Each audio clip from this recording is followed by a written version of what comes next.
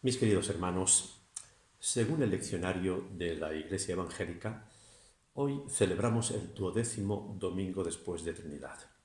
Este domingo nos invita a reflexionar en los cambios operados en el mundo mediante la venida y la obra de Jesucristo.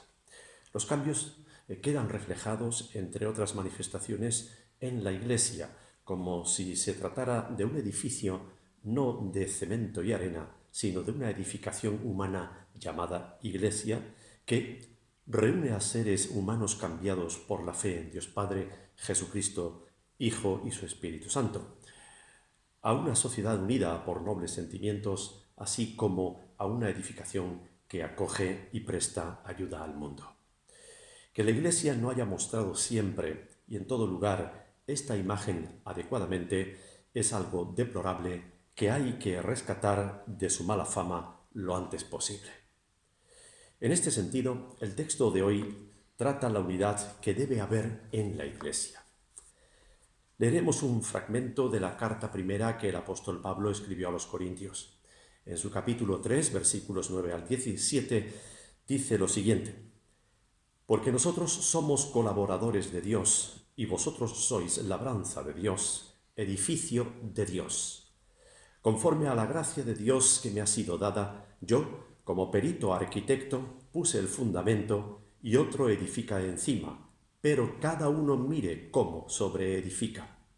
Nadie puede poner otro fundamento que el que está puesto, el cual es Jesucristo. Si alguien edifica sobre este fundamento con oro, plata y piedras preciosas, o con madera, heno y hojarasca, la obra de cada uno se hará manifiesta, porque el día la pondrá al descubierto, pues por el fuego será revelada. La obra de cada uno, sea la que sea, el fuego la probará. Si permanece la obra de alguno que sobreedificó, él recibirá recompensa. Si la obra de alguno se quema, él sufrirá pérdida, si bien él mismo será salvo, aunque así como por fuego. ¿Acaso no sabéis que sois templo de Dios y que el Espíritu de Dios está en vosotros?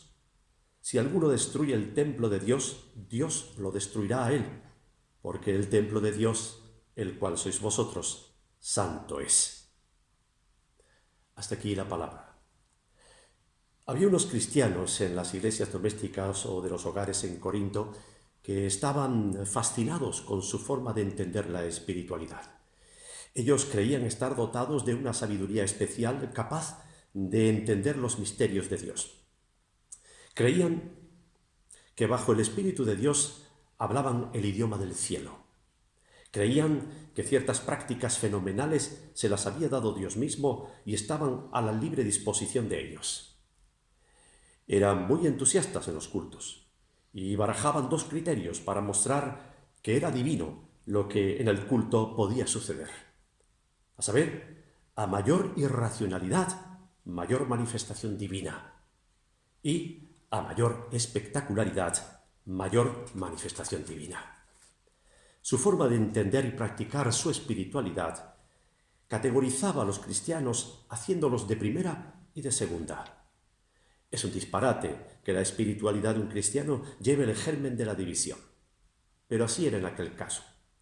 El apóstol Pablo observa que esta pretendida sabiduría y espiritualidad no hacía más que crear distancias entre los miembros de la Iglesia y de esta manera destruían la unidad y la obra excelente iniciada en la tierra después que nuestro Señor Jesucristo ascendiera a los cielos y que es la Iglesia. Respecto a la unidad que la Iglesia tiene de parte de Dios, leemos del apóstol Pablo en otra de sus cartas lo siguiente. Leo de la carta a los Efesios capítulo 4, versos 14 al 16.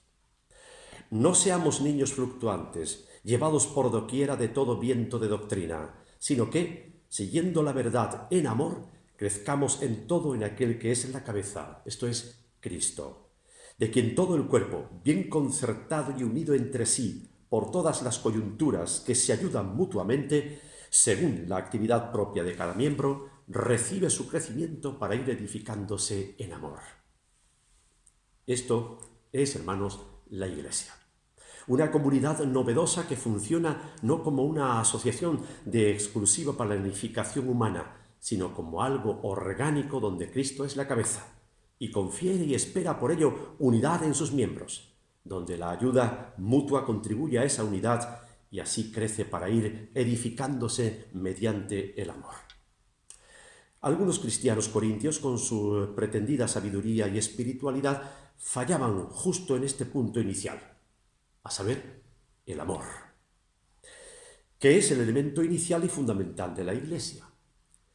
En la sabiduría de aquellos cristianos de Corinto, la figura de Jesucristo se había borrado y lo importante era, supuestamente y para ellos, sus experiencias extáticas. Precisamente este olvido de Jesucristo es lo que hizo que se escribieran los evangelios que conocemos en el Nuevo Testamento. El apóstol Pablo quiere que aquellos cristianos en Corinto participaran constructivamente en la unidad de la Iglesia. Y para ello es importante que cada uno mire cómo sobreedifica. Les escribe Pablo, como hemos leído antes.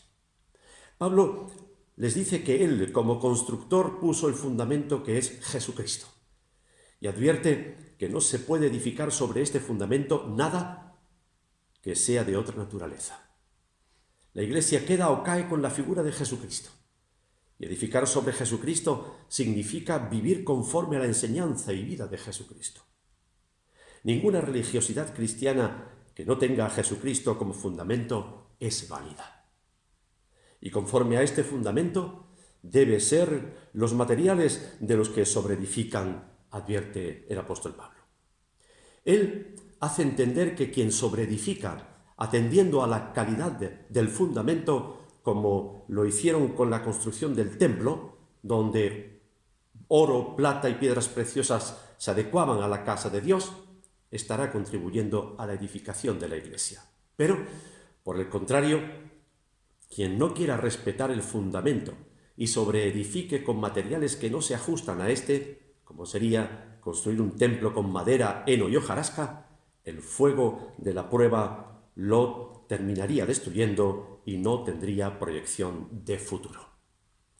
Algunos cristianos corintios estaban sobreedificando con estos últimos materiales. Y estos materiales no servían para que la Iglesia estuviera unida y tuviera futuro. Para entender a qué se puede referir la madera, heno y hojarasca de nuestro texto con respecto a cómo edifican ciertos cristianos de la Iglesia de Corinto, podríamos, por ejemplo, retroceder al capítulo 1 de esta carta que nos ocupa, donde el apóstol denuncia la división que tenía entre ellos, poniendo su mirada en los maestros de la fe para rivalizar unos contra otros. Así, leemos en el capítulo 1, versos 12 y 13 de esta carta: cada uno de vosotros dice, yo soy de Pablo, yo de Apolos, yo de Pedro o yo de Cristo. ¿Acaso está dividido Cristo? Les escribe el apóstol Pablo. Esto evidenciaba el uso de un material inapropiado para edificar la Iglesia. La polémica alimentada con la apropiación indebida de nombres, Pablo, Apolos, Pedro, Cristo, como se lee allí, para escudar sus pretensiones de sabiduría y espiritualidad, daban al traste con la unidad de la Iglesia y no servía para lo que la Iglesia también existe, a saber, la ayuda entre sus miembros y la ayuda a la sociedad.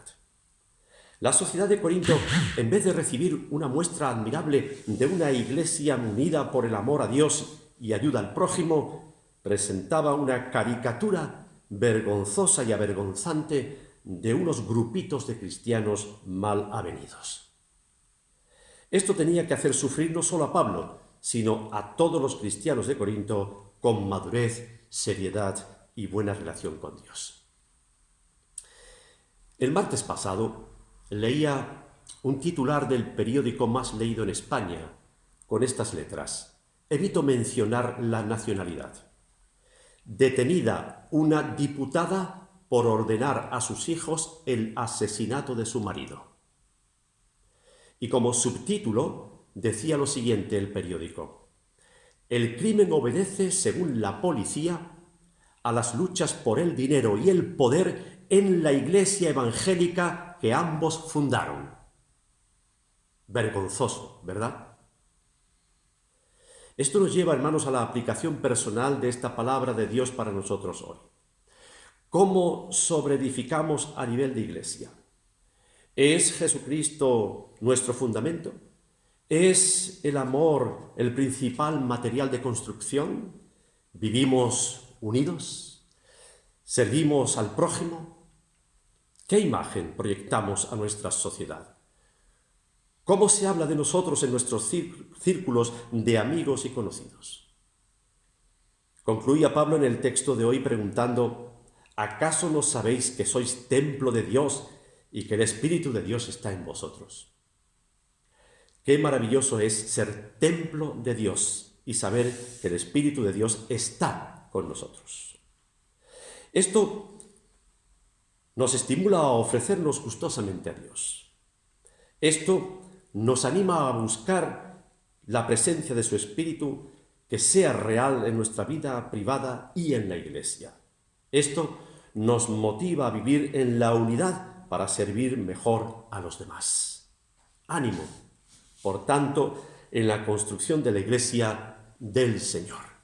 Pongamos todo nuestro empeño para gloria de Dios, bien de la humanidad y alegría personal. Amén.